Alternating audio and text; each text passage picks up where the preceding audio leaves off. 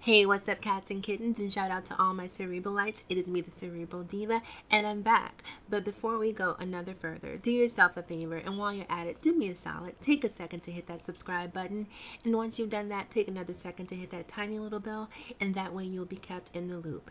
Having said all of that, let's dive right in. Yo, it was lit last night. I just got back from the gym. I listened to Jay shit, the 444. I thought the shit was alright, you know what I'm saying? I like the shit. But I'm gonna keep it 100. The shit was too smart, right? I felt like I was supposed to be wearing like glasses and shit and like tie like a fucking sweater around my waist. It was like Ivy League shit. Now I'm gonna tell you the truth. Niggas is high out here, so they don't want to hear that shit. They just want to have a good time. You know what I'm saying? And fuck that. You can't be the best rapper at 47 because the new niggas is here. They coming with new shit going on. That's why I was laughing when the Joe Buttons nigga, the Migos niggas, because they up next. You gotta let the young niggas come in. Niggas fucking with Future and all this other shit. Leave them niggas alone, B. What the fuck is the matter with you, man? I ain't gonna hold you up, son. That shit was like golf course music. So let's talk about what 50 Cent had to say. If that is not the dumbest shit I've ever heard, I don't know what is.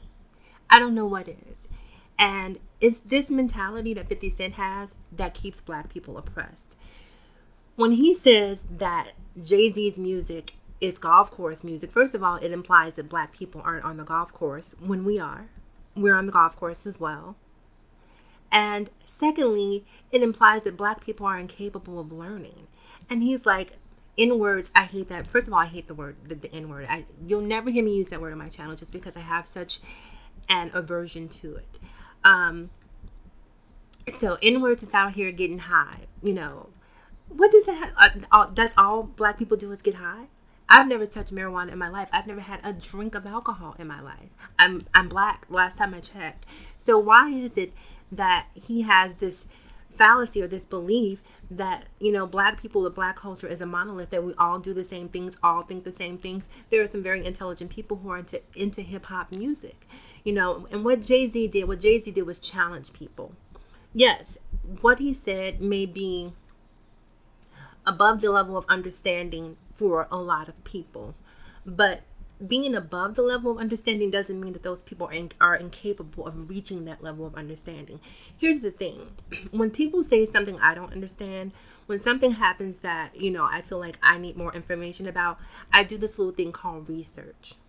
You pop open Google, you pop open a book, you ask people who are in that particular field of expertise, and you get insight. So that way you become edified. You become, you know, more knowledgeable about the things that you find interesting. So just because Jay-Z says things that is probably above the, and keep in mind, Jay-Z is going to have access to things and experiences that most of us will not have experiences to just by virtue of what he does. He's a mogul. He's a mover and a shaker. He's moving in circles that many of us will never have the opportunity to move within.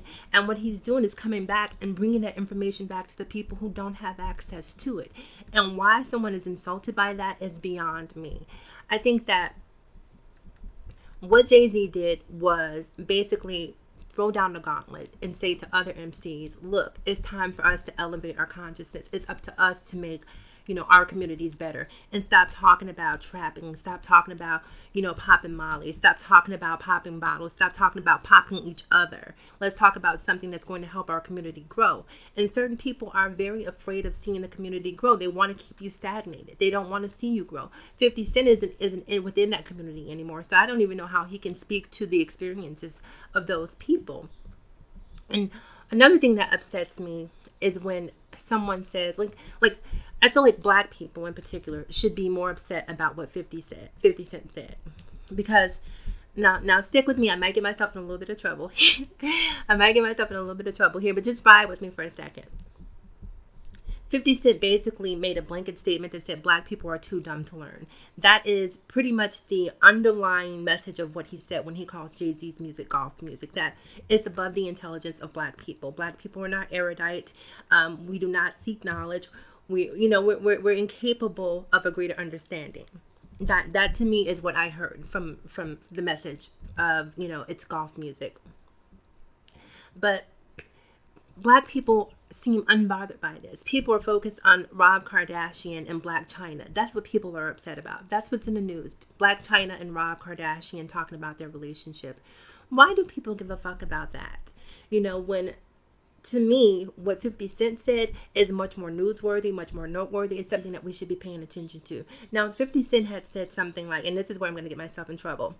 If 50 Cent would have said, Beyonce and Jay-Z's twins are ugly.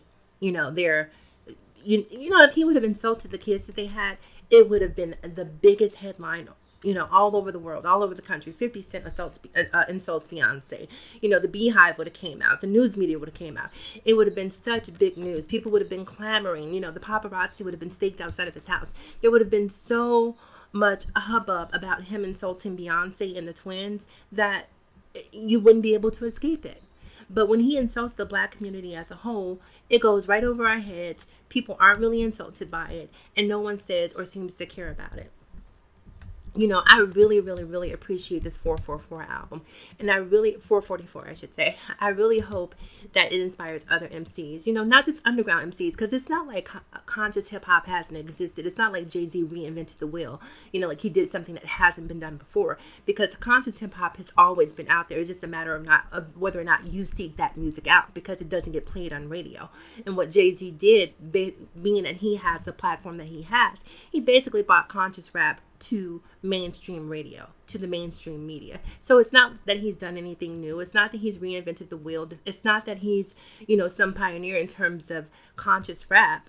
But because he has a platform, more people are going to listen to his messaging. So hopefully when he kicks open that door and opens the door for more conscious rappers like Chance and, even Kanye and some songs can, So in closing, my position is this.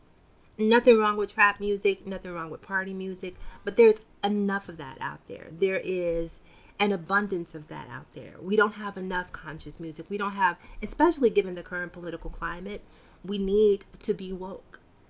We need to be woke. And if Jay-Z is going to be the catalyst to more MCs, making more conscious music, then I think that that's a good thing.